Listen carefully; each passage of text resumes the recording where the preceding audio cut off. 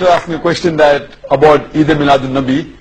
آپ دیکھیں گے کہ ہمارے مسلم معاشروں میں جتنے ہیں خصوصاً انڈیا، پاکستان اور ممالک میں کہ ایک عید میلاد النبی منایا جاتا ہے، وہ birthday of the profit.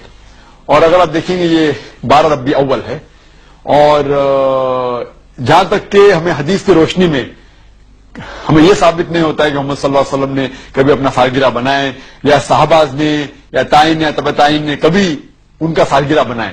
تو جب محمد صلی اللہ علیہ وسلم نے کبھی کہا نہیں کہ میرا سالگرہ بناؤ، یا کبھی صحابہ نے نہیں بنائے، اور اگر آج ہم ان کا سالگرہ بناتے تو یہ بدعت ہو جاتا ہے. تو سالگرہ بنانے کی کوئی ضرورت نہیں ہے، ایسا کوئی اسلام ایک مذہب کے اندر نہیں ہے، قرآن میں بھی نہیں، شریعہ میں نہیں. یہ ایک ویسٹرن کلچر ہے کہ ہمیں سالگرہ بنانا چاہیے.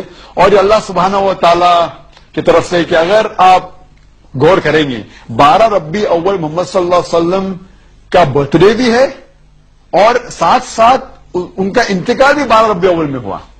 تو اگر میں آپ سے پوچھوں گا کہ 12 ربیع اول ان کا ڈیتھ اینیورسری بنا رہے ہیں، برتھ اینیورسری بنا رہے ہیں؟ تو اللہ سبحانہ و تعالیٰ جیسا کہتے مکرو مکر اللہ واللہ خیر الماکرین، سورہ عمران میں سورہ نمبر 3 آیت نمبر 54 میں، کہ انہوں نے پلان کیا اور پلاٹ کیا، اللہ سبحانہ و تعالیٰ نے بھی پلان کیے، اور اللہ از دا بیسٹ آف پلانر. تو یہ کوئی قرآن اور حدیث کی روشنی میں ثابت نہیں عید میلاد النبی بنانا، اور ہمیں بنانے کی ضرورت نہیں ہے. یہ جس طریقے سے کرسچن لوگ عیسیٰ علیہ السلام کا برتھ ڈے بناتے ہیں، یہ الگ مذہب ہے، اسلامک مذہب میں اس کی کوئی اجازت نہیں.